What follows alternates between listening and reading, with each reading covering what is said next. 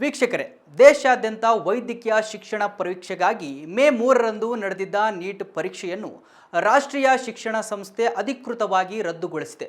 ಪ್ರಶ್ನೆ ಪತ್ರಿಕೆ ಸೋರಿಕೆ ಮತ್ತು ಪರೀಕ್ಷಾ ಅಕ್ರಮಗಳ ಗಂಭೀರ ಆರೋಪಗಳ ಹಿನ್ನೆಲೆಯಲ್ಲಿ ಕೇಂದ್ರ ಸರ್ಕಾರದ ಅನುಮೋದನೆಯೊಂದಿಗೆ ಈ ಕಠಿಣ ನಿರ್ಧಾರ ಕೈಗೊಂಡಿದ್ದು, ಪ್ರಕರಣವನ್ನು ಸಿಬಿಐ ತನಿಖೆಗೆ ನೀಡಲು ನಿರ್ಧಾರ ಮಾಡಲಾಗಿದೆ.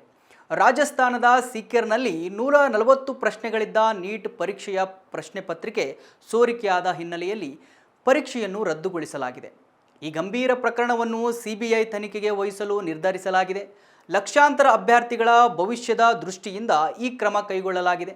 ಪರೀಕ್ಷೆಗಿಂತ ಮೊದಲೇ ಗೆಸ್ ಪೇಪರ್ ಹೇಗೆ ಲೀಕ್ ಆಗಿದೆ ಮತ್ತು ಇದರ ಹಿಂದೆ ಯಾವುದಾದರೂ ಸಂಘಟಿತ ಜಾಲವಿದೆಯೇ ಎಂಬ ಬಗ್ಗೆ ಸಿಬಿಐ ತನಿಖೆ ನಡೆಸಲಿದೆ.